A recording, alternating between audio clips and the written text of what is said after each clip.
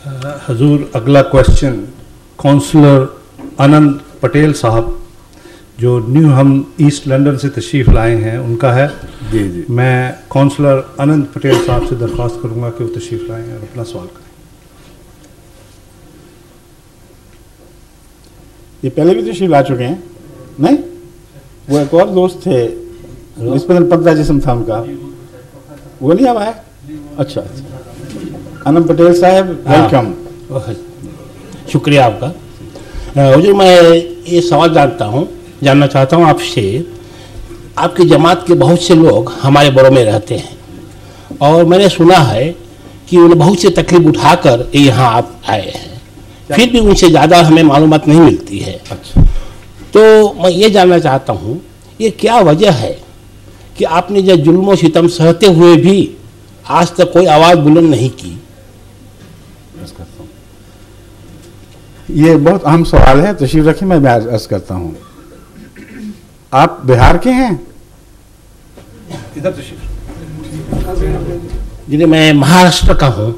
महाराष्ट्र, दक्कन के बम्बई जो इसका कैपिटल है। अच्छा, बम्बई, ठीक। बम्बई कैपिटल में महाराष्ट्र जलगांव। आपकी जो उर्दू है उस पर कुछ बिहारी असर सा है तलफ़ुज़ में, इसलिए मैं कह रहा था।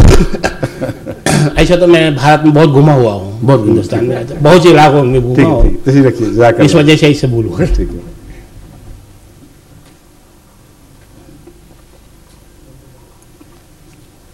आपके सवाल के अंदर हमारी सच्चाई की एक इलामत छुपी हुई है जो मैं दिखाना चाहता हूं आपको। हमें खुदा के नाम पर सख्तियां झीलने में एक ऐसा लुत्फ है और खुदा से एक ऐसी तवक्को है कि उसका एहतजाज हम दुनिया से नहीं किया करते, सवाए एक सूरत के। और मैं इस बात को खूब खोलना चाहता हूं कि यह सवाल हो सकता है बास पाकिस्तानियों के जहन में भी हो। एक तरफ तुम कहते हो हम खुदा से इल्तिजा करते हैं, दूसरी तरफ तुम सारी दुनिया में बता रहे हो कि तुमसे क्या हो रहा है। तो ये क्यों तजाद है? और बता रहे हो तो हिंदुस्तानियों को क्यों नहीं बता रहे, बाकी सबको क्यों बता रहे हो? ये सवाल बहुत ही दिलचस्प सवाल सूरत इख्तियार कर चुका है। हम बताते तो हैं मगर हिंदुस्तानी दोस्तों को ज्यादा नहीं बताते। यह है असल सूरत हाल। वजह यह है कि हम मजहब के नाम पर पॉलिटिकल फायदे उठाने के कायल ही नहीं हैं और इसको जायज नहीं समझते। हम जानते हैं कि पाकिस्तान और हिंदुस्तान के दरमियान एक सियासी दुश्मनी अपने इंतहा की तरफ बढ़ रही है और अक्सर लोग जो आप इन मुल्कों में देखते हैं, अगर वो नेशनलाइज हो भी चुके हों तो चूंकि पाकिस्तान के सॉइल का नमक खा के आए हैं, वही उनके रिश्तेदार हैं, इसलिए वो ये तो पसंद नहीं करेंगे कि पाकिस्तान से जिस मुल्क की इस वक्त दुश्मनी इंतहा को पहुंच रही है, कसूर की बहस नहीं दोनों तरफ से होगा, मगर है उनका सहारा लें। उनको मजहब में हमारे कोई दिलचस्पी नहीं होगी, मगर ये दिलचस्पी जरूर होगी कि उनके सामने हम कवायफ रखें, हम सबूत पेश करें और उसको वो दुनिया में उछालें, इस गरज से नहीं कि एक मजलूम कौम की हमायत हो, बल्कि इस गरज से कि एक दुश्मन मुल्क के ऊपर तबर रख सके। ये खतरा है हमें जो दरपेश है। वरना हिंदुस्तान का अगर अपना तर्ज अमल इंसानी ताल्लुकात के दायरे में दाग से बाला होता और यकीन होता कि यहाँ ये मामलात को उलझाएंगे नहीं, खुद यकीनन इंसानी कदरों से हमदर्दी रखते हैं, उनकी हमायत करते हैं और अपने मुल्क में यही हाल है, तो फिर बैद नहीं कि हम आपके पास भी आते। मगर हमने ये नहीं देखा, बरक्स देखा है। हिंदुस्तान में जो हिंदू मुस्लिम कशमकश जारी है, उसमें बाबरी मस्जिद से जो कुछ हुआ, उस कौम के पास हम जाएं और कहें कि मर्दान की हमारी मस्जिद शहीद कर दी गई, कोयटे की मस्जिद ये कर दी गई, फलां जगह ये हुआ, ये जायज बात नहीं। क्योंकि जहां उनके सामने उनका अपना ज़मीर उनकी अक़दार की हिफाजत नहीं कर सका, वहां वो हमारी अक़दार के लिए कहां लड़ेंगे। हाँ, अपने फायदे की खातिर इन कवायफ को इस्तेमाल करने का एहतमाल है। इसलिए मैं पसंद नहीं करता कि अहमदी हिंदुस्तान के कंधे पर बंदूक रख के अपने मकासद हासिल करने की कोशिश करें, क्योंकि मैं तो अपने खुतबे में जब पाकिस्तान को जुल्मों पे क्रिटिसाइज करता हूं तो हिंदुस्तान को भी करता हूं, और कभी मैंने दबी हुई बात नहीं की। अमेरिका को भी करता हूं, इंग्लिस्तान मुलव्वस हो तो उसको भी करता हूं, कभी परवाह नहीं की कि जिस हुकूमत के साए में बैठा हूं उनके सामने हक बोलने में मेरा नुकसान हो जाएगा।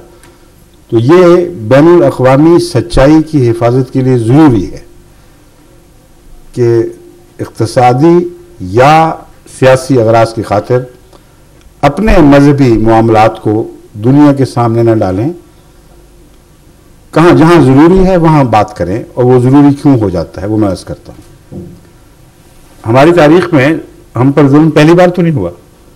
जब हज़रत मसीह मौऊद अलैहिस्सलाम ने ऐलान फरमाया, दावा कादियान से दावा किया है, तो सारी तारीख गवाह है मुसलसल उस वक्त से जहाँ जहाँ अहमदियत ने सर उठाया है, जहाँ जहाँ अहमदियत का बीज बोया गया है, वहाँ उसको पामाल करने के लिए हर कोशिश की गई है।